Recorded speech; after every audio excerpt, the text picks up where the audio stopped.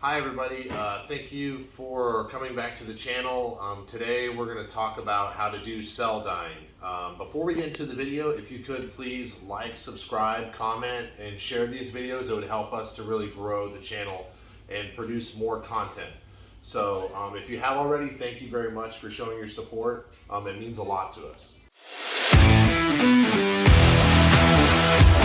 So like I said, today we're going to go over cell dyeing. We're going to do what's called the floating cup method. So first, you're going to need a disc to dye. So you really want to get a disc that has its premium plastic. You don't want to do like Pro D or Baseline. You really want something that's a higher end plastic. It takes the dye better, and you'll get better results. Next, I'm going to show you some of the brands and stuff that I use, but there's many different kinds out there. I would just look at what's compatible for your budget. So I use Pro Chemical dye powders. I have a bunch of different colors. I have cool black, pansy, flag blue, fuchsia, and bright red. Those are just some of the ones that I have. Also, you're going to need, I like styrofoam cups, but solo cups work even better. The red solo cups, you can use any disposable cup that you want. I also use popsicle sticks or any disposable stick like paint sticks, anything that is disposable. And then you need some kind of silicone based lubricant. I use WD-40. It's really cheap and easy to find. You can use whatever you want. They sell specific just clear silicone lubricant. And then the magic behind all of this is Floetrol. And Floetrol is amazing. I don't know whoever invented this, but I knew they didn't make it for disc dyeing, but it works great. So if you don't know what Floetrol is, it's a latex-based paint additive, and it's self-leveling. So it does exactly what we want it to do. I'm going to show you how I mix my colors. I'm going to use cool black for this one. You're going to need 1 teaspoon of dye powder. It doesn't matter if you put it in before or after, it really doesn't matter, as long as you mix it well. 1 teaspoon of dye powder. And then in order to fill the pan correctly, you're first going to have to fill it with water and then separate it evenly into the cups to find the right amount of fluid per cup. So I found for this particular vessel that I have that fits my disc, it's about 1/4 cup. I like to add the silicone lubricant till there's like a very thin layer on the bottom. So I've been doing about 6 squirts from the squirt bottle. So another thing to note is if the silicone lubricant is really thin, then you're gonna have to mix it a lot more to get the cells to actually start occurring in your dye. If it's really thick, you need to mix it less. So just remember that. After you get all your colors mixed up, you want to mix it really thoroughly inside the cup. You want to make sure you get all the powder off of here, off the sides, and make sure it mixes to the desired color you're looking for. If you want it lighter versus being darker, don't add as much powder. And you'll learn the ratios. There's some dye color charts online where people have already found which colors are compatible with each colors. I just like certain colors, so that's why I do the ones that I do. All right, so now we're done mixing everything. We have everything ready to go. We've already cut our cup. Just put it right in the center of your container, and then as we add the liquid, it's gonna move around, and you'll see how we do it. Okay, first I wanna add, because whatever the first one is gonna make the base. So we're gonna add the black first.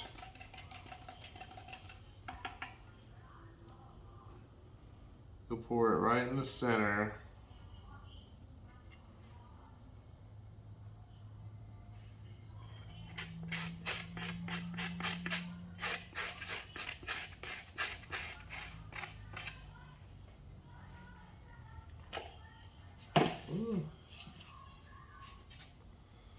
Then we'll add the magenta, some of the darker colors, and we'll try to get some of the lighter colors on top. You really don't want to get any of your dye mix on the sides of the cup.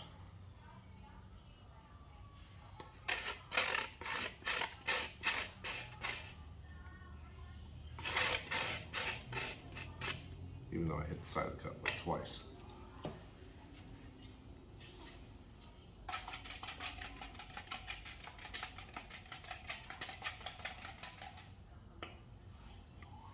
And you can move your cup even, you know, to move it around better. You can already see the cells starting to happen.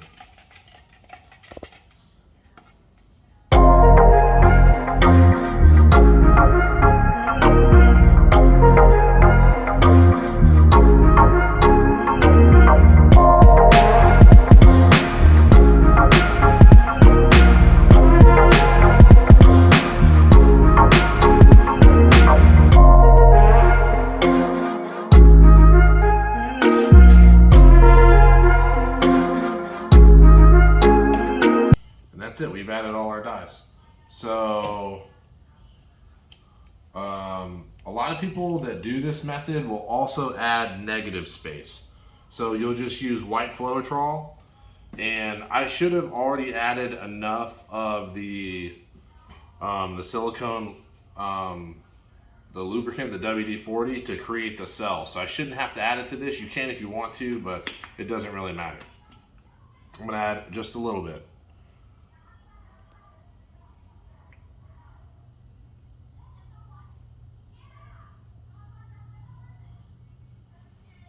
And that should help create the negative space.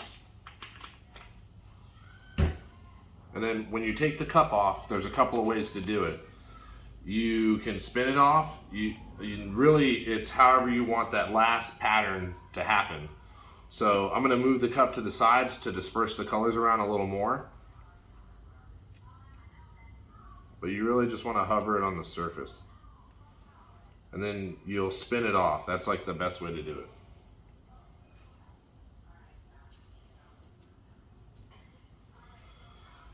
Now you can already see like all of the cells starting to happen. Okay, when you place the disc in the dye bed, this is important. You really want to place it face down, and I like to put both of my thumbs on the inside of the rim like this, and then I just set it down in the dye bed. That's it. Gravity's going to do the rest. If you want the color to go all the way out to the edges of the rims, you'll tap down the edges of the rim, and I'll do that. You just tap down. You don't need to go crazy. You don't need to push it down, let gravity do the work.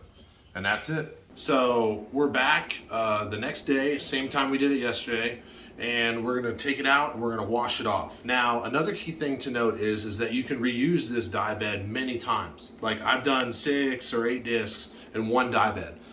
So just make sure that you're using it efficiently.